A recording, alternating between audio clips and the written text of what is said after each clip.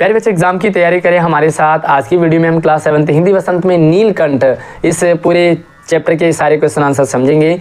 भले आपने यह पार्ट पूरा पढ़ा हो या ना समझा हो, लेकिन वीडियो देखने के बाद आपको पूरा चैप्टर भी समझ में आएगा और हर एक सवाल आप एग्जाम में जरूर अटेम्प्ट कर पाओगे। आगे बढ़ने से पहले वीडियो को लाइक और अपने दोस्तों को शेयर कीजिएगा।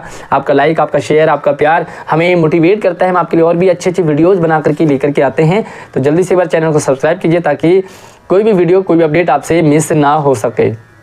तो पहला सवाल है कि मोर और मोरनी के नाम किस आधार पर रखे गए और क्या रखे गए। ये सवाल एग्जाम में कई बार आ जाता है, तो आप जो भी सवाल है उसे ध्यान से समझें। मोर का नाम और मोरनी का नाम, इस चैप्टर में मोर का नाम रखा है नीलकंठ और मोरनी का नाम रखा है राधा। नाम रखने के पीछे भी लॉजिक होता है। ऐसे ही आजकल हमारे घरों में तो ऐसे ही नाम रख देते हैं, लेकिन हमारे पुराने नाम देखोगे ना, लॉजिकली होते थे, उसमें नाम में कुछ फैक्ट होता था।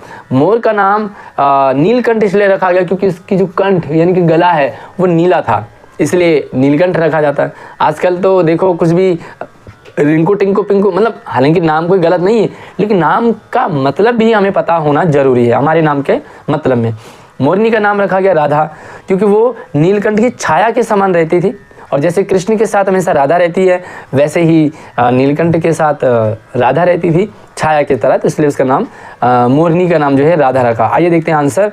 उससे पहले आप मुझे कमेंट करके ये जरूर बताएं कि आपका क्या नाम है और आपके नाम का मतलब क्या है। साथ में आप अपने स्कूल का नाम भी जरूर मेंशन करेंगे कि हमारी वीडियो आप किस स्कूल से देख रहे हैं। मोर की गर्दन नीली थी, कंठ है ये गर्दन है ना, ये गला नीली थी, इसलिए उसका नाम नीलकंठ रखा गया। नील यानी कि नीला, कंठ यानी कि गला, ये तो लॉजिक था नीलकंठ। और भगवान शंकर को भी नीलकंठ कहते हैं क्योंकि उन्होंने भी विष पिया था और अपने गले में उन्होंने रोक लिया था, इसलिए उनका नाम नीलकंठ रखा। जबकि मोरनी मोर के साथ हमेशा रहती थी, छाया के समान रहती थी, इसलिए उसका नाम राधा रख दिया, जैसे कृष्ण के साथ राधा रहती है हमेशा। अगला प्रश्न है, जाली के बड़े घर में पहुंचने पर मोर के बच्चों का स्वागत किस प्रकार हुआ। मोर मोरनी का वेलकम किया गया। मोर मोरनी पहले लेखिका के स्टडी रूम में रहती थी। अब जब वो स्टडी रूम में रहते थे तो लेखिका को लगा कि भाई अब सब ठीक ठाक है माहौल, तो इनको भी अब उसी जाली के बड़े घर में पहुंचा दिया जाए जहाँ पर बाकी सारे मेरे जीव जंतु प्राणी रहते हैं, पक्षी पशु पक्षी रहते हैं, तो वहाँ रख दिया। अब जब ये दोनों आए तो भाई इनका ऐसा स्वागत किया गया जैसे नववधू दूल्हा दुल्हन आ रहे हो, और सब लोग एक्साइटेड हो गए, इनके आसपास घूमने लगे। कोई आसपास घूम रहा है, कोई इनको निरीक्षण कर रहा है, कोई तिरछी नज़र से, कोई एक टांग से, कोई नाच रहा है, कोई गा रहा है, अलग अलग माहौल हो गया है। तो नई दुल्हन जैसे आती है। अब यहाँ पे आंसर देखेंगे तो मोर के शावकों, शावक यानी कि बच्चे, तो मोर मोरनी जब जाली के बड़े घर में पहुँचाए गए तो दोनों का स्वागत ऐसे किया जैसे नववधू के आगमन पर किया जाता है। जैसे नई दुल्हन आती है तो नई दुल्हन के आने पे चहल पहल हो जाती है ना, सारे लोग मुंह दिखाई मतलब मुंह देखने के लिए आते। लक्का कबूतर जो उस बड़े घर में था वो नाचना छोड़ करके उनके चारों तरफ घूम घूम कर गुटरगू करने लगा। लक्का कबूतर, बड़े खरगोश थे, गंभीर भाव से कतार में बैठ करके उन्हें देखने लगे, निरीक्षण करने लगे। छोटे खरगोश उनके आसपास उछल कूद मचाने लगे, तोते जो एक आंख बंद करके उन्हें देखने लगे। तो हर किसी का अपना अपना था। आप ये याद रखिए कि कौन क्या करना था, और ये सवाल भी आपको एग्जाम में कई बार आ जाता है। आप मुझसे ये व्हाट्सएप इंस्टाग्राम से भी जुड़ सकते हैं और वहाँ पर भी मैं एजुकेशनल अपडेट शेयर करता रहता हूँ। तो मेरा WhatsApp number, Instagram ID video के डिस्क्रिप्शन में डाले हैं। अगला सवाल है, लेखिका को नीलकंठ की कौन कौन सी चेष्टाएँ बहुत भाती थी। चेष्टा यानी कि आदतें है ना, कौन कौन सी बातें। तो लेखिका, वैसे तो नीलकंठ था ही कुछ ऐसा कि उसे हर कोई पसंद करे, लेकिन नीलकंठ लेखिका के लिए कुछ खास था। कौन सी बातें लेखिका को नीलकंठ की अच्छी लगती थी, जैसे उसका सबका केयर करना, सबका ध्यान रखता था। वो एक तरह से लीडर बन गया था। अच्छा लगा लेखिका को, अभी अभी आया है और सबका लीडर बन गया। सबका ख्याल रखना, लेखिका के हाथ से होले होले दाने चुगना। भाई चोंच पहनी है फिर भी होले होले हाथ से दाने चुग रहा है। और जब भी किसी जानवर पर जो कष्ट आता था तो उसे चोंच मार करके उसे मारता था, ये भी अच्छा लगता था। तो आंसर देखिए, सबसे पहले नीलकंठ देखने में बहुत सुंदर था। वैसे तो उसकी हर चेष्टा यानी कि आदत ही अपने आप में आकर्षक थी, लेकिन कुछ ऐसी बातें जो लेखिका को अच्छी लगती थी। वैसे आपको भी अच्छी लगेगी, और मुझे कमेंट करके आप जरूर बताइए कि आपको नीलकंठ की कौन सी बात सबसे अच्छी लगती थी। गर्दन ऊंची करके देखना, विशेष भंगिमा यानी कि हाव भाव, गर्दन नीचे करके दाना चुगना, ऐसे ऊपर करना, एकदम से नीचे करना, पानी पीना, गर्दन टेढ़ी करके शब्द सुनना, मेघों की गर्जन यानी कि बादलों की गर्जना ताल पर उसका इंद्रधनुष के गुच्छे जैसे पंखों को मंडलाकार बना करके तन में नृत्य करना, नाचना उसका, महादेवी के हाथों से होले होले चने उठाना, महादेवी के सामने पंख फैला करके खड़े हो जाना। इसके अलावा आप भी कमेंट करके जरूर बताएं कि आपको कौन सी आदत नीलकंठ की सबसे अच्छी लगी पूरे चैप्टर में, या जो भी मैंने आपको बताया अभी। अगला सवाल है, इस आनंदोत्सव की रागनी में बेमेल स्वर कैसे बज उठा, वाक्य किस घटना की ओर संकेत कर रहा है।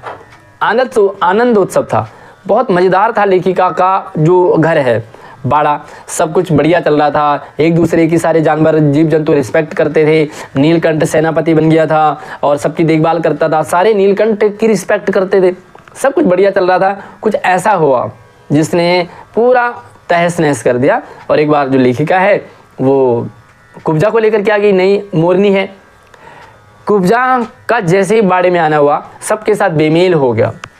कुब्जा चाहती है कि नीलकंठ मेरे साथ रहे, है ना भाई, होता है ना जब दो लोग होते हैं, तीसरे का जब उनके बीच में आना होता है तो लड़ाई झगड़े हो जाते हैं। नीलकंठ और राधा दोनों एक दूसरे से पसंद करते थे और एक दूसरे के साथ रहना चाहते थे। इधर कुब्जा आई तो कुब्जा ने सोचा कि नीलकंठ सिर्फ मेरे साथ रहे, राधा को छोड़ दे। ऐसा कैसे हो सकता है? नीलकंठ कुब्जा के साथ रहना चाहता नहीं था और कुब्जा चाहती थी कि राधा नीलकंठ के साथ ना रहे, इसलिए वो राधा को मारती थी। इधर नीलकंठ परेशान, उधर राधा परेशान और कुब्जा तो है ही परेशान। ठीक है, तो ये बेमेल घटना थी जिसने कि पूरा तहस नहस कर दिया। देखते हैं आंसर। इस आनंदोत्सव में की रागनी में बेमेल स्वर कैसे बज उठा, यह वाक्य उस घटना की ओर संकेत कर रहा है जब लेखिका ने बड़े मियाँ से एक अधमरी मोरनी खरीदी, उसे घर ले आई, नाम उसका कुब्जा रखा। और उसे नीलकंठ और राधा का साथ रहना नहीं पसंद था, वह नीलकंठ के साथ रहना चाहती थी, जबकि नीलकंठ से दूर भागता था। ये आजकल आप देखते होंगे समाज में, है ना, मतलब दो दोस्त होंगे, चाहे लड़का लड़की है, चाहे लड़का लड़का लड़की लड़की है, दोनों साथ में रहते होंगे। तीसरा जैसे ही उनके जीवन में आता है तो तीसरा बहुत तहस नहस कर जाता है। कुछ ऐसा ही हुआ। आपने भी इस तरह की कोई घटना देखी होगी तो शेयर जरूर करें कमेंट में। ऐसा हम देखते हैं, स्कूलों में देखते हैं, क्लासरूम में देखते हैं, अपने आसपास में बहुत देखते हैं, कहानियाँ भी सुनते हैं, है ना। तो आप अपना एक्सपीरियंस जो भी आपने देखा है और जो आपके आसपास हुआ हो, कमेंट में आप जरूर रखें। कुब्जा है वो नीलकंठ के साथ रहना चाहती है और नीलकंठ और राधा को एक साथ नहीं देखना चाहती है, लेकिन नीलकंठ कुब्जा के साथ नहीं रहना चाहता। कुब्जा ने राधा के अंडे तोड़ करके बिखेर दिए। इससे नीलकंठ की प्रसन्नता का अंत हो गया। नीलकंठ जो है परेशान सा रहने लगा क्योंकि राधा से दूरी बढ़ गई थी। कुब्जा ने नीलकंठ की शांतिपूर्ण जीवन में ऐसा कोलाहल मचाया, ऐसा भगदड़ मचाया कि बेचारे नीलकंठ का ही अंत हो गया। राधा बेचैन परेशान रहने लगी और फिर देखा आपने कि किस तरह कुब्जा का भी सफाया हो गया था। लेकिन कुब्जा तब मरी जब सब कुछ खत्म हो गया था। बसंत ऋतु में नीलकंठ के लिए जाली घर में बंद रहना असहनीय क्यों हो जाता था? वैसे तो नीलकंठ ही क्या, सभी जीव जंतु जानवरों को वसंत ऋतु बहुत अच्छी लगती है। ऑब्वियसली आपको भी अच्छी लगती होगी। सबसे पहले बता दूं बसंत ऋतु होती कब, आती कब है? ये आती है फरवरी मार्च में और मार्च अप्रैल, मतलब लगभग 2 महीने चलती है। आधी फरवरी, आधी अप्रैल, पूरा मार्च। अब उसमें क्या होता है, न सर्दी न गर्मी, बहुत प्यारा मौसम होता है। होली भी आती है इसी मौसम में। सब जगह तरह तरह के फूल खिले होते हैं, सुगंधित हवा चलती है, बहुत प्यारा मौसम होता है। बारिश हो जाए तो मतलब मनमोहक दृश्य होता है, नज़ारा होता है। सबको अच्छा लगता है बसंत ऋतु, लेकिन नीलकंठ को कुछ ज़्यादा ही अच्छा लगता है। सबसे फेवरेट ऋतु बसंत और सबसे अच्छा बारिश का मौसम। अगर बारिश पड़ने लग जाए, बसंत ऋतु हो, तो नीलकंठ जो जाली घर में बंद नहीं रह पाता था, उसे बाहर जाना है और नाचना, बड़ी मस्त हो करके नाचना है। तो यही चीज़ यहाँ पर इस आंसर में आप लिखेंगे। जब बसंत ऋतु में आम के वृक्षों पे मंजरी लग जाती है, आम के बौर आ जाते हैं, अशोक के नए वृक्ष जो है पत्तों से ढक जाते हैं, बहुत सुंदर माहौल होता है, हर जगह फूल पत्तियाँ नए नए आ जाते हैं, तो नीलकंठ जाली घर में अस्थिर हो जाता है। वो उसे वहाँ पर टिक नहीं पाता। ये कह सकते हैं कि बाहर जब कोई गेम पीरियड चल रहा हो, बहुत सुंदर खेल चल रहा हो, तो तो अंदर क्लास के अंदर हमारा रहना भी बड़ा मुश्किल हो जाता है। हमें भी लगता है कि हम भी जाएं, खेलें नहीं तो कम से कम देखें ज़रूर। तो ऐसा कोई नीलकंठ के साथ भी होता था। वह बसंत ऋतु में किसी घर में बंदी होकर के नहीं रह सकता।